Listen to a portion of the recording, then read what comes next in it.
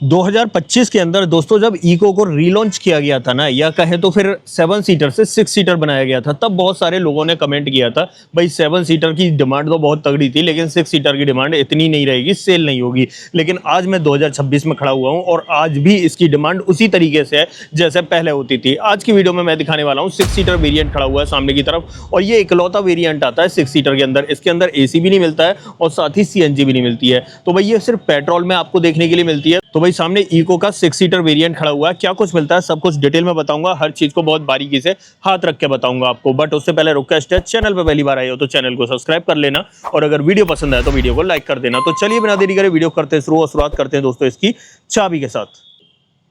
Okay, चाबी की बात करें तो इस तरह की चाबी सादा सिंपल देखने के लिए मिलती है। कोई भी रिमोट सेंटर लॉकिंग वगैरह का ऑप्शन आपको इस गाड़ी के अंदर ऑफर नहीं किया जाता है। अब पर्टिकुलर इस वेरिएंट के बारे में बात कर लेते हैं। देखो मैंने पहले ही कहा ये मारुति इको का 6 सीटर वेरिएंट है, जो 6 सीटर स्टैंडर्ड के नाम से आता है, क्योंकि इसके अलावा कोई और वेरिएंट मिलता ही नहीं है दोस्तों इसके अंदर। मतलब 5 सीटर चाहिए तो उसमें आपको मल्टीपल ऑप्शन मिल जाते हैं, जैसा कि सीएनजी वाला ऑप्शन भी मिल जाता है, एसी भी मिल जाता है, नॉन एसी भी मिल जाता है। बट 6 सीटर के अंदर एक स्टैंडर्ड वेरिएंट मिलता है, इसके अंदर आपको सीएनजी भी ऑफर नहीं की जाती और ना ही आपको एसी देखने के लिए मिलता है, सिर्फ आपको फैन से काम चलाना पड़ेगा। इस वेरिएंट की एक्स शोरूम कीमत की बात करूं तो ये भाई 5,47,000 रुपए ये एक्स शोरूम कॉस्ट करती है।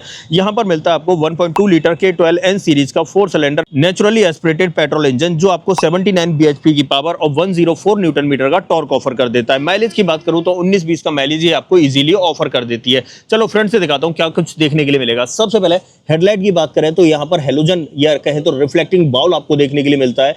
पीली रोशनी फेंकने वाला है, इंडिकेटर आपको ब्लिंक होते हुए दिखाई दे रहे होंगे। सामने की ग्रिल की बात करूं तो जितना भी प्रोफाइल आपको सामने फ्रंट में दिखाई देगा सब कुछ मैट ब्लैक के अंदर दिखाई देता है। कहीं भी कुछ भी पियानो या फैंसी वगैरह जो गार्निशिंग वगैरह यूज की जाती है उसका कहीं भी इस्तेमाल नहीं किया गया है। सेंटर पे देखें तो यहाँ पर आपको सुजुकी का लोगो दिखाई देता है। फॉग लाइट वगैरह भी इस वेरिएंट में ऑफर नहीं की जाती। इसमें क्या दोस्तों किसी भी वेरिएंट में ऑफर नहीं की जाती, अगर लगवाना चाहो तो आप लगवा लेना। साइड प्रोफाइल की बात करते हैं। देखो यहाँ पर अगर टायर साइज की बात करें, जेके का अल्टीमा नियो देखने के लिए मिलता है, और यहाँ पर अगर मैं प्रोफाइल की बात करूँ तो यहाँ मिलती है 155/80 R13 की प्रोफाइल। स्टील रिम का सेटअप है, फ्रंट में आपको डिस्क ब्रेक मिल जाते हैं। थोड़ा सा ऊपर आते हैं तो फ्रंट फेंडर पे ही आपको इंडिकेटर देखने के लिए मिलता है।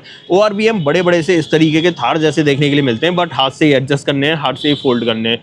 साइड प्रोफाइल की बात करते हैं, हाँ यहाँ पर आपको स्लाइडिंग डोर्स देखने के लिए मिलते हैं। जब अंदर चलेंगे तब इसके बारे में बात करेंगे, लेकिन और थोड़ा सा इस तरफ आ जाते हैं पीछे की तरफ, तो टेल लाइट आपको इस तरह की देखने के लिए मिलने वाली है। यहाँ पर आप चेक कर लो, रिवर्स लैम्प भी आपको यहीं दिखाई दे रही होगी, इंडिकेटर भी आपको यहीं पर दिखाई दे रहा होगा।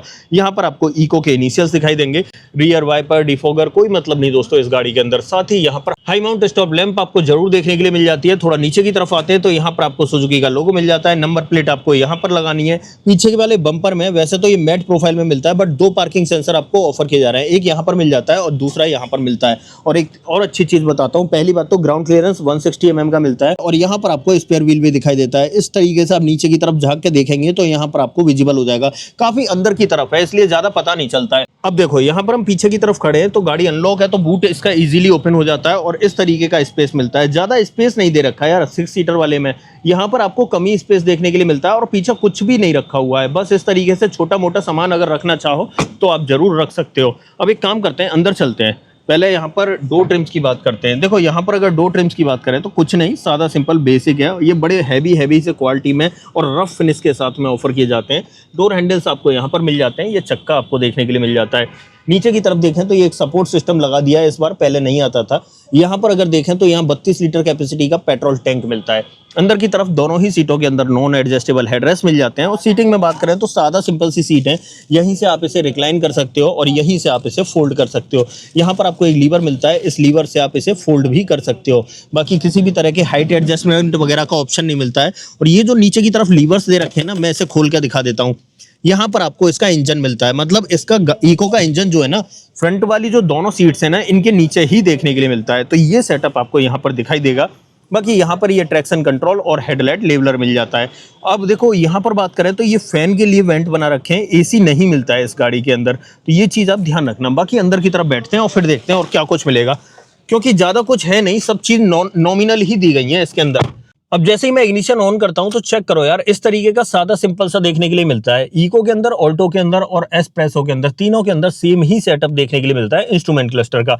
यहाँ पर डिजिटली आपको स्पीडोमीटर दिखाई दे रहा है, नीचे की तरफ छोटी सी एमआईडी मिल रही है। इसे टॉगल करने के लिए यहाँ पर छोटे छोटे से लीवर दिए गए हैं, यहाँ से इसे पुश करके मैं इस तरीके से टॉगल भी कर सकता हूँ। तो ये सेटअप मिलता है। बाकी यहाँ पर आपको वाइपर का स्टॉक मिलता है और यहाँ पर आपको हेडलाइट का स्टॉक मिलता है, बट किसी भी तरह के ऑटोमेटिक हेडलैम्प, वाइपर वगैरह के ऑप्शन नहीं मिलते हैं। स्टीयरिंग की बात करूँ, सादा सिंपल सा स्टीयरिंग व्हील है, इसके अंदर ना टिल्ट मिलता है ना ही टेलीस्कोपिक का ऑप्शन मिलता है।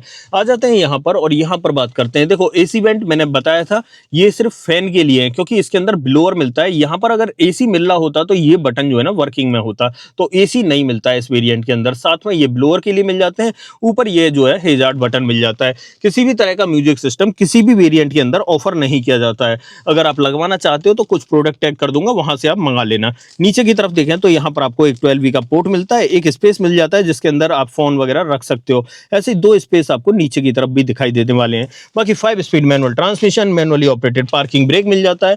डोर पर ट्रिम्स की बात करें तो इस तरीके के ट्रिम्स आपको डोर पर देखने के लिए मिलते हैं। ग्लोब बॉक्स एक छोटा सा यहाँ पर दिखाई देने वाला है। ऐसे थोड़ा सा ऊपर की तरफ आते हैं तो यहाँ पर आपको ये ग्रैब हैंडल मिल जाता है। यहाँ पर आपको सनसेट मिलेगा, बट किसी भी तरह के वैनिटी मिरर वगैरह नहीं मिलते हैं। सादा सिंपल IRVM मिलता है और ड्राइवर साइड में देखें तो यहाँ भी सादा सिंपल सनसेट ही मिलता है आपको। तो ये पूरा इसका फ्रंट ड्राइवर कैबिन का सेटअप है।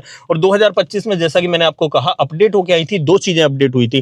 पहली बात तो 6 एयरबैग आ गए थे इसके अंदर, और दूसरी चीज इसके अंदर जो है 7 सीट से हटा के 6 सीट कर दी थी। अब पीछे जाके पता चलेगा उसका सेटअप कैसा मिलेगा। और ABS EBD और इस गाड़ी के अंदर देखने के लिए मिल जाते हैं। चलो एक काम करते हैं, इसकी सेकंड रो में चलते हैं, वहां पर दिखाता हूं कैसा सेटअप आपको मिलता है।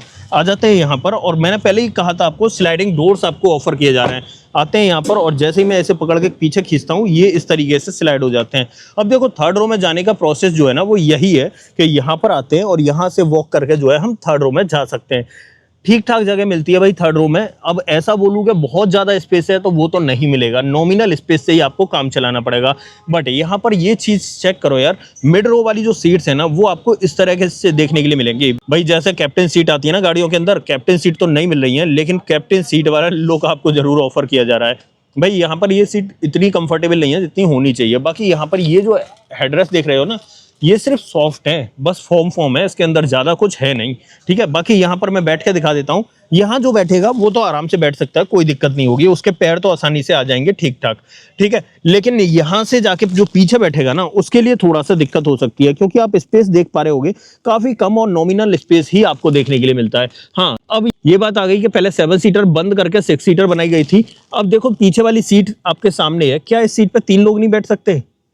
मुझे तो लगता है कि भाई बैठ सकते हैं, कोई दिक्कत नहीं होगी। यहाँ मिड रो में भले ही आपको 2 लोग ही बैठ पाएं, लेकिन थर्ड रो में तो 3 लोग आसानी से बैठ जाएंगे। हाँ, सीट बेल्ट आपको 2 लोगों के लिए ही मिलेगी, 3 लोगों के लिए नहीं मिलेगी। ग्रैब हैंडल्स आपको यहाँ पर थर्ड रो में भी ऑफर किए जा रहे हैं, यहाँ भी और यहाँ भी। साथ ही एक बीच में लाइट मिल जाती है इस तरीके से हेलोजन वाली। तो ये चीजें देखने के लिए मिलती है। बाकी सेकंड रो में और कुछ भी नहीं मिलता है दोस्तों। यहाँ पर ये एक चक्का मिल जाता है, बाकी ये डोर हैंडल वगैरह मिल जाते हैं खोलने के लिए, और पीछे से डैशबोर्ड देख लो तो इस तरीके का मिलता है। तो ये गाड़ी जो है ना सादा सिंपल है, ज़्यादातर तो ये टैक्सी में चलती है, या फिर कोई इसे पर्सनल यूज के लिए कैरावैन वगैरह बनवाना चाहे तो डेफिनेटली बनवा सकता है। बाकी इसका बोनट खोल के दिखाता हूँ, क्योंकि इसके बोनट के अंदर आपको मैंने बताया इंजन तो सीट्स के नीचे आ गया, तो बोनट के अंदर क्या मिलता है वो मैं आपको दिखा देता हूँ। बोनट कहाँ से ओपन होता है? बोनट भाई यहाँ से ओपन होता है। ये चेक करो, खाली बोनट आपको देखने के लिए मिलेगा। सबसे पहले तो यहाँ पर आपको ये कूलेंट के लिए मिल जाता है, यहाँ पर ये ब्रेक ऑयल, यहाँ पर ये वॉशर के लिए मिलता है। नीचे की तरफ देखें तो कहीं भी कोई भी किसी भी तरह की कवरिंग देखने के लिए नहीं मिलती है। इसे मैं कर देता हूँ बंद और आ जाता हूँ थोड़ा सा पीछे की तरफ। तो फाइनली दोस्तों ये थी आज हमारे पास मारुति इको। ये 6 सीटर वेरिएंट था, 6 सीटर स्टैंडर्ड के नाम से इकलौता ही वेरिएंट आता है। इसके अंदर कोई और वेरिएंट देखने के लिए नहीं मिलता है। मैंने कीमत भी बता दी आपको, इंजन स्पेसिफिकेशन भी बता दिया, माइलेज भी बता दिया, अंदर की तरफ स्पेस भी बता दिया, दिखा दिया, समझा दिया। अब देखो, अगर आप टैक्सी में चलाने के लिए ले रहे हो डेफिनेटली आप इस गाड़ी को ले सकते हो। हाँ, एक चीज़ और मैं बताना भूल गया, इस गाड़ी को अगर आप एम्बुलेंस में लेना चाहो तो एम्बुलेंस में भी मिलती है। तो कहने का मतलब ये है कि 2-3 तरह के मल्टीपल ऑप्शन मिल जाते हैं। बिजनेस पर्पस के हिसाब से लेना है तो डेफिनेटली आप इस गाड़ी को चूज कर सकते हो। बाकी मैंने सब कुछ इस गाड़ी के बारे में डिटेल में आपको बता दिया, दिखा दिया, समझा दिया। वारंटी की बात करूं, कंपनी आपको 3 साल 1 लाख किलोमीटर की वारंटी ऑफर करती है। अब ऐसा कुछ भी जो आप मुझसे पूछना चाहते हो तो कमेंट बॉक्स में लिख देना, मैं आपको बता दूंगा। इस गाड़ी का ऑन रोड प्राइस अगर आपको अपने शहर में जानना है तो कमेंट बॉक्स में अपने शहर का नाम लिख देना, मैं आपको इसका ऑन रोड प्राइस भी बता दूंगा। अदरवाइज आपको दोस्तों ये वीडियो पसंद आई हो तो वीडियो को लाइक करना, चैनल पर पहली बार आए हो तो चैनल को सब्सक्राइब जरूर करना। मिलता है किसी और वीडियो में, इस वीडियो में इतना ही। सो जय हिंद।